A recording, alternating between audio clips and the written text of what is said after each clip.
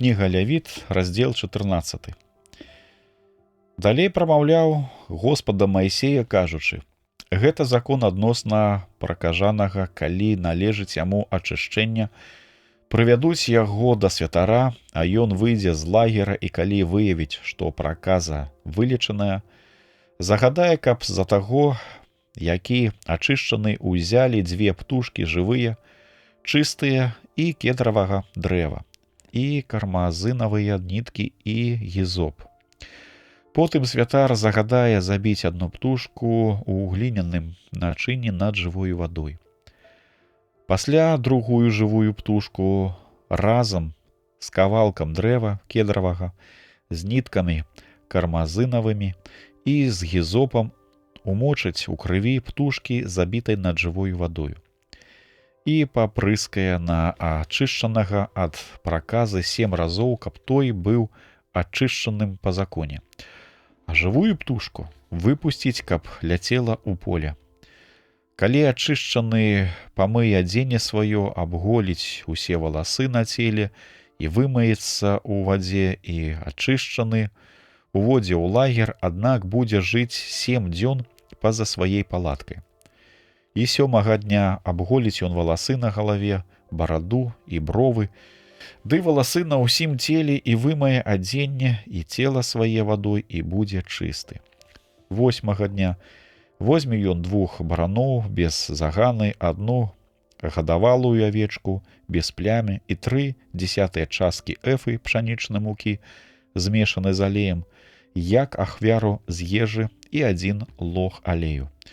Потым святар, які ачышчае, паставіць гэтага чалавека з усім гэтым перад Господам ля ўваходу ў палатку сустрэчы. Пасля возьме 1 барана і складзе яго ў ахвяру за грэх поруч лог алею, уздымаючы ўсё гэта перад Господам. І заб'е барана на месцы, на якім звычайна забіваецца ахвяры за грэх і ахвяры цэласпалення, на месцы святым.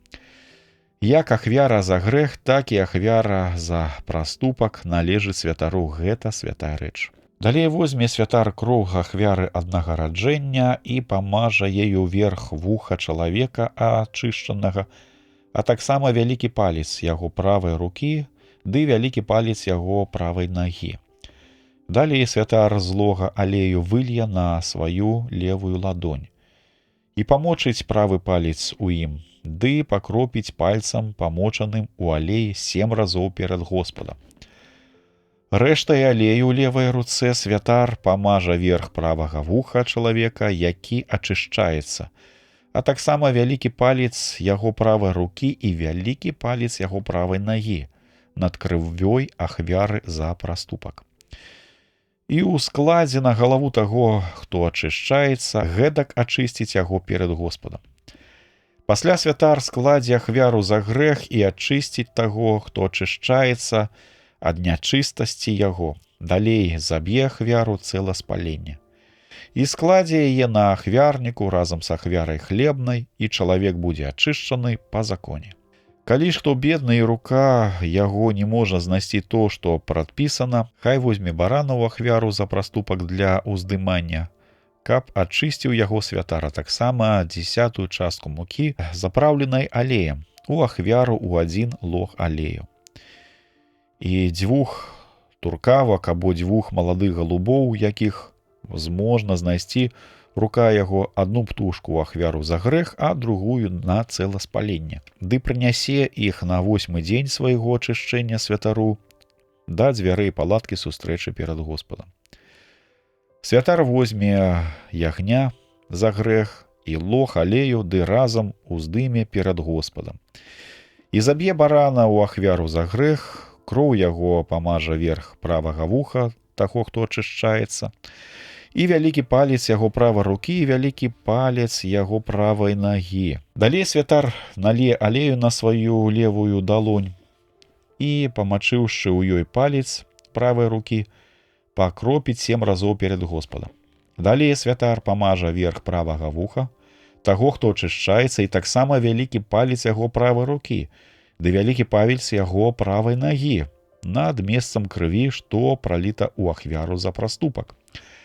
Рэшту ж алею, што застаўся на левай руцэ, вылі на галаву чалавека, які ачышчаецца, каб перапрасіць за яго перад Господам. Пасля ахвяруе туркавак або маладых галубоў, якіх знойдзе яго рука. Аднаго за праступак, а другога на цэласпаленне разам з ахвярай хлебнай. І так ачысціць яго святар перад Господам. Такая вось ахвяра пракажанага, які не ў стане мець усяго для ачышчэння свайго. Гэта вось прамаўляў Господа Маісея і Аарона кажучы: «Калі ўвойдзеце ў землю Ханаан, якую я дам вам ва ўласнасць, калі б з'явілася пляма праказы на дамах пасялення вашага, хай той, чый гэта дом, ідзе і паведаміць святару, кажучы: здаецца мне, што праказа завялася ў маім доме. І той загадае, каб вынеслі ўсё з дому, пакуль ён увойдзе ў яго, каб агледзець заразу, каб не запаганіла ўсяго, што ў доме, і увойдзе пасля святар, каб агледзець дом. І калі б заўважыў на сценах яго нібы ямінкі, пакрытыя агіднай плесенню або чырванню, якая пашыраюцца на ўсё астатняе, тады выйдзе з дому да дзвярэй і зараз жа зачыніць яго на 7 дзён. 7-га дня, вярнуўшыся, гледзець дом. І калі заўважыць, што пляма язва разраслася, загадае тое каменне, на якім зараза, вырваць ды выкінуць яго за горадам у нячыстым месцы. Дом жа кругом унутры абскрэпсці і абскрэпкі высыпаць у месцы нячыстым за горадам. Пасля ўзяць другія каменні замест тых, што былі вынесены, і абтынкаваць дом іншай глінай. Калі ж плямя зноў закрасавала ў доме, хоць і вырвалі каменні, а дом абскрэблі і абтынкавалі іншай глінай, дык прыйдзе святар і агледзіць, што зараза ў доме разраслася, значыць, гэта ліхая праказа і дом нячысты. Тады дом гэты зараз жа разбяруць, каменне яго і дрэва і ўвесь попел з дому, таго выкінуць за горадам у нячыстым месцы. Калі хто ўвашоў у дом, калі ён закрыты, будзе ён нячысты да вечара. А калі б хто спаў у ім або еў штосьці, хай памые адзенне сваё.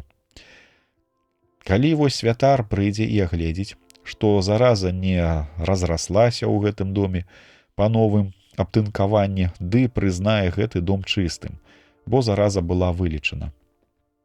Каб ачысціць дом, святар возьме 2 птушкі, кавалак дрэва кедравага, ніткі кармазынавыя і ізоп, і заб'е одну птушку пасудзіне глінянай над жывою вадою.